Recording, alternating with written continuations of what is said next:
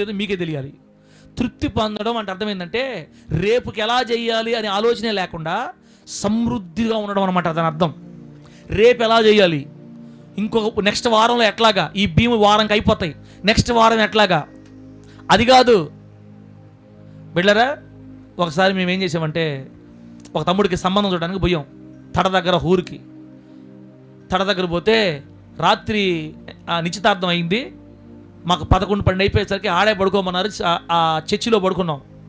చర్చిలో పడుకొని ఉదయాన్నే ఇంక లేచి రావాలి. ఉదయాన్నే వచ్చేటప్పుడు టిఫిన్ చేసిపోతారని మాకు టిఫిన్ చేసి పెట్టారు. ఆ టిఫిన్లోకి వాళ్ళు ఏం చేశారంటే దోశలు ఇడ్లీలోకి బిడ్డరా పెద్ద జంతువును కోసారు. కోసి ఆ పెద్ద జంతువుని వేశారు మాకు టిఫిన్లోకి. ఏటను కోసారు అంతే. ఏటనంటే ఇంకోటి అనుకోబాకండి, మటన్ కోసి ఇడ్లీలోకి మటనే, దోశల్లోకి మటన్. నాకు అనిపించింది టిఫిన్లోకి కూడా మటన్ తింటారేమో కొన్ని కుటుంబాల్లో. మనం మామూలుగా మధ్యాహ్నం పూట భోజనంలోకి చేసుకుంటాం అనుకుంటాం. నాకు ఏమో టిఫిన్లో కూడా తింటాం. అందరూ ఉద్యోగస్తులే, వాళ్ళంతా కూతుర్లు కొడుకులు అల్లుళ్ళు మొత్తం ఉద్యోగస్తులే. ఈ అబ్బాయి ఉద్యోగస్తుడు, మన సంఘస్తుడే ముత్తుకూరు. ఆ అబ్బాయికి సంబంధం అనమాట. అది పోస్ట్ ఆఫీసులో ఉద్యోగస్తుడు ఈ అబ్బాయి. ఆ సంబంధం కోసం మేము పోతే మాకు రెండు పూటలు ఉంటే 2 పూటలు తిన్నోళ్ళ తిన్నంత. నాకు అర్థమైంది, ఓహో ఆహారంలో కూడా సమృద్ధి అనేది ఇంకా మనం చూడలేదు అనిపించింది నాకు అప్పుడు. నిజమే, వారు తిని తృప్తి పొంది, మేత తృప్తి పొందేంతగా మనకి ఇంకా దొరకలేదు బిడ్డ. అయితే మన రోజులు ఎట్లాగే ఉండవు.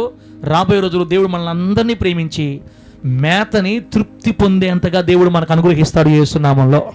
చెప్పండి గట్టిగా హల్లెలూయా. వారికి మేత దొరకగా నీకు నాకు కూడా మేత త్వరలో దొరుకుతుంది. ఎంత దొరుకుతుంది అంటే తిని తృప్తి పొందేంత మేత యేసయ్య సమృద్ధిగా మనకి ఇవ్వబోతున్నాడు యేసు నామములో. ప్రతి ఒక్కరికి ఇస్తాడక్క, గుర్తుపెట్టుకోండి. యేసయ్యలోకి వచ్చిన ప్రతి బిడ్డకి దేవుడు తృప్తికరమైన మేతనిస్తాడు. ఎప్పుడైతే మనం తృప్తికరమైన మేతలోకి వెళుతున్నామో అప్పుడే మనం జాగ్రత్తగా ఉండాలా.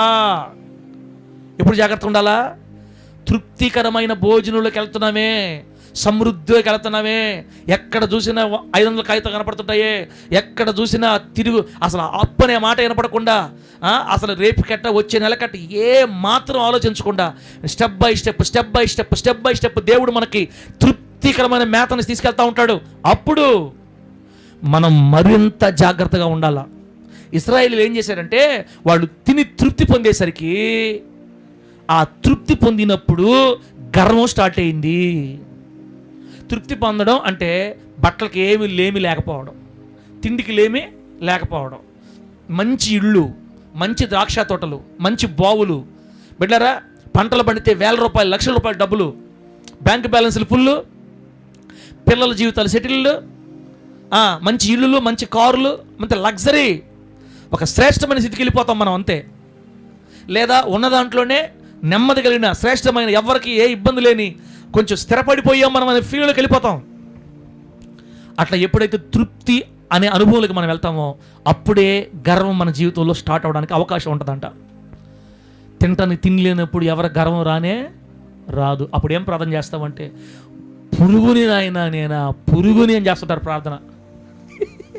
ఏమి లేనప్పుడు నాయనా పురుగుని, మట్టి ధూళిని అని, ఓ నాయనా ఈ పురుగు, నాయనా ఈ పురుగు నీ వల్లే బతుకుతుంది నాయన, పురుగు నాయనా. ఇశ్రాయేల్ పాస్టర్ని నేను, తిండి నీదే, బట్ట నీదే, అన్ని నీదే, ఓ బలి చేసేస్తాడు పాస్టర్. రేపో మాపో రాబోయే మనల్ని ప్రేమించి మనకు తృప్తి అనే స్థాయికి తీసుకెళ్ళాడు అనుకోండి, సమృద్ధిగా మిగిలిపోతుంది, ఎంత తిన్నా మిగిలిపోతుంది. అన్ని బ్యాంక్ బ్యాలెన్స్లు ఫుల్ అయిపోతూ ఉన్నాయి. మా తల్లి అంటుంది, పాస్టర్ గారు ₹70 ఏంటి నాయన, నువ్వు ప్రార్థన చేయట్లేదు పాస్టర్ గారు, నువ్వు ₹70 ఏంటి, నువ్వు అడిగితే దేవుడికి ఇస్తాడు పాస్టర్ గారు అంటుంది మా తల్లి నన్ను. నేను హవీలా ఎవరు చూసి అంటే బ్యాంక్ బ్యాలెన్స్ చెక్ చేస్తే అమౌంట్ ₹70 ఉండింది. ఎంత సంతోషమా. ఇప్పుడు రమ్మంటే గర్వం, అకౌంట్ ₹70 గర్వం వస్తుంది. దేవుడు ఎవరికి రాదు అని చెప్తా. అదే 70 బిడ్డరా 7 లక్షలు అయిపోయింది అనుకోండి, అప్పుడు వస్తుంది, ఖచ్చితంగా వస్తుంది. అందుకే దేవుడు మనల్ని దీవించేటప్పుడు మనం కన్ను మిన్ను కానకుండా ఉండకుండా చాలా జాగ్రత్తగా దైవికంగా మనం అడుగులు వెయ్యాలి. దేవుడు మనల్ని ఆ స్థితికి తీసుకెళ్తున్నప్పుడు. కానీ ఖచ్చితంగా తీసుకెళ్తాడు దేవుని స్తోత్రం కలుగును గాక. ఖచ్చితంగా ప్రతి బిడ్డను ఆ స్థాయికి దేవుడు తీసుకెళ్తాడు. ఏ రూట్లో తీసుకెళ్తా తెలియదు కానీ ఖచ్చితంగా తీసుకెళ్తాడు.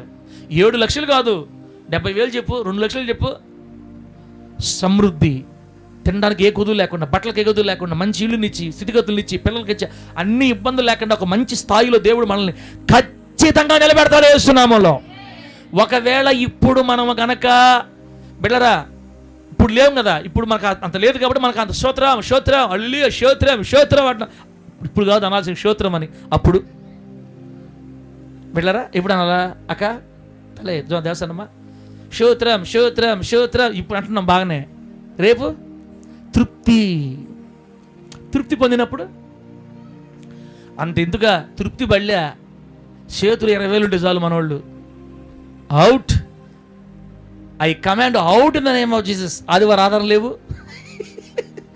ఆదివారం ఆరాధన లేవు, చర్చిలు లేవు.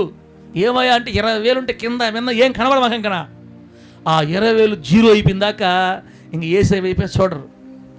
10 వెళ్ళారా రేపు మా బాంధవ కొనబోతున్నాడు 10 మేకలు 20 మేకలు ఉంటే చాలు మనకి. స్తోత్రములు హల్లెలూయా, దేవుడు లేడు, ఏమి లేదు. ఇంకా తక్కువే స్థాయి. స్టార్టింగ్లోనే మనం బోల్తా పడిపోతాం. మనం అంత స్థాయికి బాబుల్లే. అందుకే ముందే చెప్పాడు దేవుడు, మీరు ఐగుప్తు నుండి వచ్చినది మొదలుకొని నేనే మీకు దేవుణ్ణి. ఆమేనన్న గట్టిగా. మీరు నన్ను తప్ప ఇంకెవరిని ఎరుగరు. నేనే మీ దేవుణ్ణి. మీకు సమృద్ధిగా భోజనం పెట్టినా నేనే మీకు దేవుణ్ణి. మీకు మంచి బట్టలు ఇచ్చినా నేనే మీకు దేవుణ్ణి. మీ పిల్లలకు ఉద్యోగాలు ఇచ్చినా నేనే నీకు దేవుణ్ణి. నీకు మంచి ఇల్లు ఇచ్చినా నేనే నీకు దేవుణ్ణి. మంచి కారు ఇచ్చినా నేనే నీకు దేవుణ్ణి. నీవు తృప్తి పొందినప్పుడు గర్వించకూడదు. అలా గర్వించకూడదు అనుకుంటే దీని అంతటికి మూల కారణం నా దేవుడు అని ఎప్పుడైతే మనం మర్చిపోకుండా గుర్తుపెట్టుకోగలుగుతామో అప్పుడు జాగ్రత్త పడే శక్తిని దేవుడు మనకిస్తాడు యేసు నామములో. ఈ ఆశీర్వాదం అంతా కారణం ఎవరు?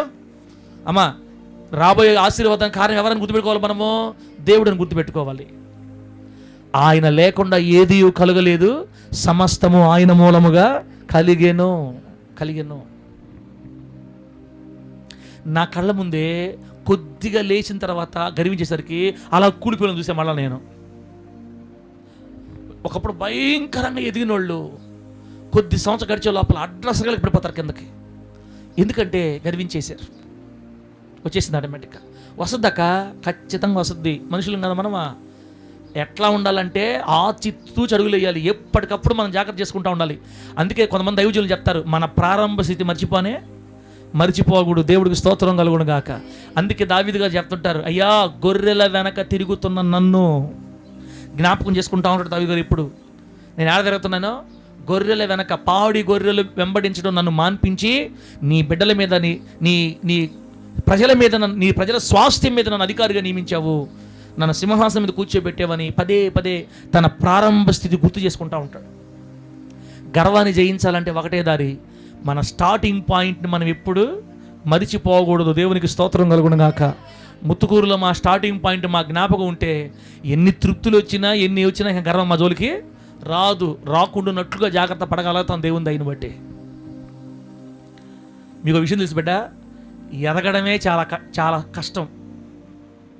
దేవుడు రూపాయి కూర్చుకొని ఒక ఉన్నత స్థాయికి రావడం చాలా కష్టం. అంత ఎత్తుకెక్కి కిందకి దిగడం మాత్రం పెద్ద కష్టము. అలా దూకేసే చాలు, లెవెల్గా వచ్చేస్తాం కిందకి. కూర్చుకోవటం చాలా కష్టం. కూర్చుకున్న దాన్ని పోగొట్టుకోవటం 1 నిమిషం చాలు. గర్వం వచ్చిందంటే నాశనమునకు ముందు గర్వము నడుచును అని చెప్పింది వాక్యం. ఎప్పుడైతే గర్వం వస్తుందో ఎక్కడున్నా పడిపోతాం కిందకి. దేవుడికి నచ్చింది ఒకటి ఏందది? గర్వం. వారు తిని తృప్తి పొంది గర్వించి, అదే భయంకరం అనుకుంటే, గర్వించడమే భయంకరం అనుకుంటే నెక్స్ట్ లాస్ట్ ఇది హై. గర్వించిన తర్వాత వీళ్ళు ఏం చేశారంటే నన్ను మరచి అని చెప్తున్నాడు దేవుడు. అబ్బా ఎంత మాట అది. వారు గర్వించి నన్ను మరిచిరి, తరువాత వారికి మేత దొరకగా వారు తిని తృప్తి పొంది గర్వించి నన్ను మరచిరి. దేవుణ్ణే మరిచిపోయే ప్రమాదం ఉంది డబ్బు ఎక్కువైతే. దేవుణ్ణే మరిచిపోయే ప్రమాదం ఉంది ఆస్తి ఎక్కువైతే. కానీ అట్లాగని మనం ఇట్లాగే పేదరికలు ఉండిపోదామా? అలాగని మన దరిద్రుల్లో ఉండిపోదామా? మన బేస్, మన మూలాధారం, మన పునాది గుర్తుపెట్టుకుంటే చాలు బిడ్డ. డబ్బు కాదు మనకు ముఖ్యం, మనకు దేవుడు ముఖ్యం అనే పాయింట్ మీద మనం స్టిక్ అయిపోవాలి. యేసునామములో అంతే. గట్టి చెప్పండి హల్లెలూయా. కువైట్ దేశంలో ఈ రోజు కూడా ఒక పెట్రోల్ బంక్ మూసేస్తూ ఉంటారు తల్లి. శుక్రవారం రోజు నేను చాలాసార్లు చెప్పాను మీకు. నేను వెళ్ళాను కదా, కువైట్కి వెళ్ళాను కదా.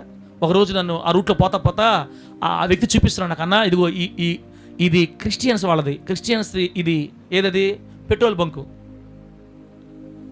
శుక్రవారం తప్ప మిగతా అన్ని రోజులు ఓపెన్ చేసి ఉంటారు.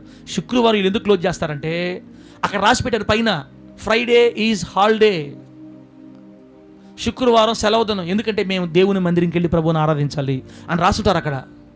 మేము ప్రభుని స్తుతించాలి, మేము ఆరాధనకి వెళ్ళాలి, మేము చర్చికి వెళ్ళాలి.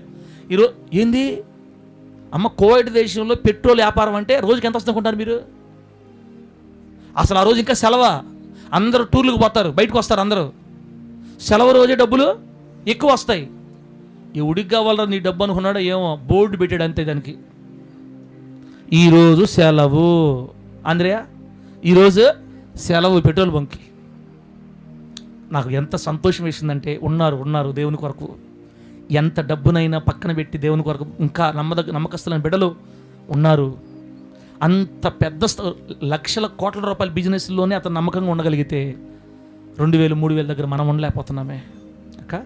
కాబట్టి తల్లి మీరు గుర్తుపెట్టుకోండి, ఈరోజు మనం అందరం స్టార్టింగ్లోనే ఉన్నాము. మెట్టి దేవుడు తీసుకెళ్తాం, మనల్ని పైకి తీసుకెళ్తున్నాడు. ఖచ్చితంగా ఒక రోజుకి మనం తిని తృప్తి పొందే రోజు టైం వస్తుంది. ఆ తృప్తి పొందినప్పుడు గర్వించి దేవుణ్ణి మర్చిపోకుండా, గర్వించి సంఘాన్ని మర్చిపోకుండా, గర్వించి ఇంకెవరిని సేవకులు మర్చిపోకుండా, దేవుణ్ణి మర్చిపోకుండా, గర్వించి అసలు పూర్తిగా దేవుణ్ణే బొట్టలో పెట్టి లోకం కలిసిపోకుండా జాగ్రత్త పడగలుగునట్లు దైవికమైన భయం మన గుండెల్లో నివసించునుగాక. గట్టిగా చెప్పండి హల్లెలూయా. గర్వం చాలా ప్రమాదం, గర్వం చాలా ప్రమాదం. బైబిల్ గ్రంథంలో 2 ఉన్నారు గర్వించిన వాళ్ళు, బాగా మనకు గుర్తుండే వాళ్ళు 2 ఉన్నారు. వాళ్ళ మొదటి రాజు పేరు, 2 రాజులే, మొదటి రాజు పేరు ఉజ్జియా. ఎవరు చెప్పండి? ఉజ్జియా. 2వ దినవృత్తాంతాల గ్రంథం చెప్పేసి నేను ప్రార్థన చేస్తాను. ఇంకా 2వ దినవృత్తాంతాల గ్రంథం 26వ అధ్యాయం 16వ వచనంలో ఏముంటుందంటే, 2వ దినవృత్తాంతాల గ్రంథం 26వ అధ్యాయం 16వ వచనంలో ఏముంటుందంటే, అయితే అతడు స్థిరపడిన తరువాత అతడు మనస్సును గర్వించి చెడిపోయెను. అయితే అతడు స్థిరపడిన తర్వాత, డబ్బులు కూడిన తర్వాత, ఉద్యోగం వచ్చిన తర్వాత, ఇల్లు కట్టిన తర్వాత, పిల్లలు ప్రయోజకులు అయిన తర్వాత, సమృద్ధిగా దేవుడు లేపిన తర్వాత, తిండి, బట్ట, నివాసం, వస్తు, వాహన, ఉపకరణాలు మెండుగా ఇచ్చిన తర్వాత, అన్ని సమకూడిన తర్వాత అతడు మనస్సును గర్వించి, డేవిడ్ ఎక్కడ గర్వించాడు? మనసులో గర్వించి చెడిపోయాడు. రాయబడి ఒకటే మాట, అంతే అయిపోయింది. ఇంకా అక్కడేమో దేవుణ్ణి మర్చిపోయారు, ఇక్కడేమో చెడిపోయారు, పూర్తిగా చెడిపోయాడు మనిషి. తల్లి, ఎప్పుడైతే మన గర్వం వస్తుందో చెడిపోతాం మనం కూడా. వద్దమ్మా, దేవుడు మనల్ని ఎంత ఉన్నతంగా తీసుకెళ్ళినా కూడా మన కళ్ళు భూమి మీదే, నేల మీదే ఉండాలి. కళ్ళు ఎప్పుడు మనం పైకి చూడకూడదు. మీరు క్రీస్తుతో కూడా లేపబడిన వారైతే పైనున్న వాటినే వెదకండి, పైనున్న వాటినే. భూమి మీద దేవుడు ఎంత సర్వసమృద్ధినిచ్చినా మన కళ్ళు పరసంబంధమైన పరలోకం మీదే ఉండాలి. యేసు నామములో పరలోకం మీద ఉన్నప్పుడు మనకు గర్వం రాదు, ఇంకా గర్వం రాదు. కానీ ఉజ్జియా రాజు మాత్రం మనసులో గర్వించి ఏమైపోయింది, స్థిరపడిన తర్వాత బాగా అన్ని సమకూర్చుకున్నాడు, నగరాలు కట్టుకున్నాడు, ఆస్తులు కూర్చుకున్నాడు. పక్క దేశ రాజులు వచ్చి కప్పవిస్తున్నారు, పన్నిస్తున్నారు, విస్తారమైన వెండి బంగారాలు కూర్చుకున్నాడు. దేవుడు అతనికి ఆశ్చర్యకరమైన సహాయం ఇచ్చాడంట. అతను బహుగా దీవించబడిపోయాడు, ఉన్నతంగా లేకపోయాడు. అంతే, అంత గొప్పగా దేవుడు దీవించేసరికి ఇప్పుడు ఇశ్రాయేల్ పాస్టర్కి వాక్యం చెప్పడం చాలా ఈజీ. ఈ వాక్యం చెప్పడం రేపు ఇశ్రాయేల్ పాస్టర్ సంగతి అర్థం అవ్వాలి, చూడాలి. రేపు మనం వాక్యం చెప్పడం చాలా ఈజీ. ఆ స్థితిగతులు వచ్చినప్పుడు, ఆ పరిస్థితులు వచ్చినప్పుడు, చుట్టూ 100 మంది మనుషులు, కింద ముందు 2 కార్లు, వెనక 2 కార్లు పోతా ఉంటే, ఓయమ్మో, ఇక అందరూ దండలు వంగి దండాలు పెడుతుంటే, దశకాలు పెడుతుంటే, ఇశ్రాయేల్ పాస్టర్తో ఫోటోలు దిగుతూ ఉంటే, మా ఇంటికి భోజనం అని భోజనం చేసినాక 1,00,000 రూపాయలు ఇస్తే మనం అడగ ఓళ్ళే ఇస్తారంట. ఈ మధ్య చెప్తున్నారు నాతోటి, ఎవరు చెప్పారు? నేను పాస్టర్కి మనం అడగలేదంటే వాళ్ళే ఇస్తారంట. ఆ రేంజ్ని బట్టి పలానా పాస్టర్ మా ఇంటికి వచ్చి ఫోన్ చేశాడు, పలానా పాస్టర్తో మేము మాట్లాడాము, ఏందో మరి వాళ్ళే చేస్తారట మనకి. అలా అడుగు పెట్టి అడుగు తీసి చేస్తూ ఉంటే, సర్వ సమృద్ధి వెంబడిస్తూ ఉంటే అప్పుడు ఉజ్జియాలో కలిగిన మార్పు మనలో కలగకుండా మనం జాగ్రత్త పడాలి. యేసు నామములో. అతడు మనస్సున గర్వించి చెడిపోయాను. ఎప్పుడైతే ఉజ్జియా చెడిపోయాడో బిడ్డలారా, పాస్టర్ చేయాల్సిన పని పాస్టరు, రాజుగారు చేయాల్సిన పని రాజుగారు, యాజకుడు చేయాల్సిన పని యాజకుడే చేయాలి. ఎప్పుడైతే మనసు చెడిపోయిందో రాజు అయిన ఇతను యాజకుడు చేయాల్సిన పని చేస్తున్నాడు. ఇప్పుడు బలిస్తున్నాడు. పోయి తప్పది, అలా చేయకూడదు. నెత్తికెక్కి నీ కళ్ళు అని చెప్తారన్నమాట. మన మాట చెప్పాలంటే నెత్తికెక్కి నీ కళ్ళు. ఎవడని అడిగేదని గర్వం. అంతలో దేవుని కోపం దిగొచ్చింది. పాస్టర్లు అందరూ అరుస్తున్నారు. వాళ్ళ మీద కోపపడుతున్నాడు, యాజకుల మీద. బైబిల్ చెప్పిన మాట, అతని నొసట మీద కుష్ఠము పుట్టెను అని రాయబడింది. అతని నొసట మీద ఏం పుట్టిందంటమ్మా? కుష్ఠరోగం. ఎంత దీవించబడ్డాడో ఈ ఉజ్జియా దేవుని చేత, ఎంత దీవించబడ్డాడో. అంత దీవించబడి ఒక్కసారిగా పడిపోయాడు కిందకి. ఆ రోజుల్లో కుష్ఠరోగం వస్తే ఇక మనుషులు కళ్ళకి కనబడకూడదు. ఏం చేయాలని? ఇంకా డబ్బు ఏం చేసుకోవాలి? ఎక్కడో ఊరు బయట ఒక ఇంట్లో వేసేసి అతని దగ్గరికి ఊరు పోకుండా వాళ్ళ కొడుకు, అతను బతుకుండగానే కొడుకు న్యాయం తీరుస్తున్నాడు. చాలా బాధాకరం అది. అతని నొసట కుష్ఠరోగం పుట్టింది. సేవకుడు చేయాల్సిన పనిలోకి ఈయన వెళ్ళి గర్వం. బిడ్డలారా, కాబట్టి మన జీవితాల్లో ఇప్పటి ఉండకూడదమ్మా. మనం చాలా జాగ్రత్తగా ఉండాలి. మనం ఎంత దీవించబడినా అనుజులు మంచిగా చెప్తారు, ఎదిగే కొలది ఏముండాలంట? ఎదిగే కొలది ఒదిగి ఉండాలి. అన్నీ ఉన్న నాకు అణిగమణిగి ఉంటుంది, ఏమీ లేదు నాకు ఎగిరి అటు మాకింత అబ్బో అని చెప్తా ఉంటే ఏముండదా? అంత ఉత్తాకే ఏమి లేదు, నాకు ఎగిరి పడుతుంది. మా తాత మొత్తం ఈరులు సూర్యులు, మాకింత పొడుగు మేసాలు ఉన్నాయి, అప్పుడు ఇంత కొడుకు కొమ్ములు ఉన్నాయి మాకు, మా వాళ్ళు అంత చిన్నోళ్ళు కాదని చెప్తుంటారు. అంత వత్తదే. అన్నీ ఉన్న ఆకు మాత్రం సైలెంట్గా ఉంటుంది. మా సుభాషం తల్లిలాగా ఏం మాట్లాడకుండా ఏదైనా చెప్పు, దేవుడు స్తోత్రం అనేది ఏం మాట్లాడదు. అంతే అమ్మా. తమాషా కనాలి మా తల్లిని. మా తల్లి నిజమే కదా, మా తల్లిని దేవుడు ఆస్వాదించాడు. దేవుని నామానికి మహిమ కలుగును గాక. మన రేంజ్ అంతా మన రేంజ్లోనే జాగ్రత్తగా, దాన్ని ఏమంటారు, గర్వం రాకుండా స్థిరపడిన తరువాత, మనసులో గర్వం రాకుండా, చెడిపోకుండా మనల్ని మనం కూడా జాగ్రత్త చేసుకోవాలి. దేవా, ఇది నీ వల్ల కలిగింది. దానియేలు గారు లాంటి మనసు దేవుడు మనకు అనుగ్రహించును గాక. అబ్బా, అతను చక్రవర్తి అయినా కూడా రోజుకి 7 సార్లు ప్రార్థన చేయడం మాత్రం మానలా. రోజుకి 7 సార్లు స్తుతించేవాడు దేవుణ్ణి. దానియేలు గారు దేశం మీద 3వ అధిపతి. ఎవరు దేశం మీద 3వ అధిపతి? మోడీ గారు తర్వాత ఇంకొక ఆయన, ఈయనే. ప్రపంచంలో ఎక్కడ ఏం చేయాలన్నా ఇట్లా సైన్ పెడితే అయిపోద్ది పని. అంత ఉన్నత స్థాయిలో ఉన్న దానియేలు గారు రోజుకి ఎన్నిసార్లు ప్రార్థన చేసేవాడు? 3 సార్లు మోకాళ్ళుని. దేశం మీద 3వ అధిపతి మోకాళ్ళుని రోజుకు 3 సార్లు ప్రార్థన చేశాడు. కాబట్టి అంత ఉన్నతంగా దేవుడు లేవనెత్తినా కూడా దానియేలు గారిలో గర్వము కనబడలేదు. ఉండాలి తల్లి, ఉండాలి. మనం అబ్రహాం గారిలా దీవించబడాలి. వెండి బంగారం పశువులు కలిగి బహుధనవంతులు అవ్వాలి. మనం ఎంత ధనవంతులమైనా గర్వం మన వాకిట్లో కూడా రాకూడదు. యేసునామంలో దేవుని కొరకే నమ్మకంగా బ్రతుకుదుము గాక. చెప్పండి గట్టిగా హల్లెలూయా. బిడ్డలారా, ఇంకొక ఆయన ఎవరంటే దావీదు గారి కొడుకు. దావీదు గారు ముసలాయన అయిపోయాడు, చనిపోతున్నాడు. ఇక ఆయన చనిపోతే నెక్స్ట్ సింహాసనం ఎవరికి అనే టాపిక్ వచ్చింది. బిడ్డలారా, హగ్గీతు కుమారుడైన అదోనియా అంటే హగ్గీత్ అంటే దావీదు గారి భార్య. హగ్గీతు కుమారుడైన అదోనియా ఎన్నో వచ్చినది? మొదటి రాజుల గ్రంథం 1వ అధ్యాయం 5వ వచనం. మొదటి రాజుల గ్రంథం 1వ అధ్యాయం 5వ వచనం. హగ్గీతు కుమారుడైన అదోనియా గర్వించిన వాడై, నేనే రాజునగుదునని అనుకుని రథములను గుర్రపు రౌతులను తనకు ముందుగా పరిగెత్తుటకు 10 మంది మనుషులను ఏర్పరచుకొనెను. నేనే రాజు నగుదును అనుకొని. ఇప్పుడు ఎందుకని? గర్వం వచ్చింది కాబట్టి. గర్వం వచ్చింది కాబట్టి నేనే రాజునవుతాను అనుకున్నాడంట అదోనియా, దావీదు గారి కొడుకు. కానీ నిజానికి ఎవరు రాజు అవ్వాలి? దావీదు గారి తర్వాత దేవుడు కోరుకుంది ఎవరినమ్మా? సొలొమోన్ని. సొలొమోన్ రాజు అవ్వాలి. కానీ ఇతను గర్వం, తన తండ్రి రాజు, అన్ని సమకూర్చి పెట్టాడు, ఎవరికి ఏ తక్కువ లేదు, ఎవరికి కుదువు లేదు. వెళ్ళారా? ఒక పక్క అభిషేకం నేను రాజును అవ్వాలనుకుంటున్నాడు, ఒక పక్క అదోనియా నేను రాజులు అవ్వాలనుకుంటున్నాడు. ఎవరు పట్టుకోలు రాజులు అయిపోయారు అంతే. దేవుడు ఏం చెప్పాడు? ఏం పనిలే. అయితే బిడ్డరా, ఈ అదోనియా తర్వాత రోజుల్లో చంపబడ్డాడు బైబిల్ చెప్తే.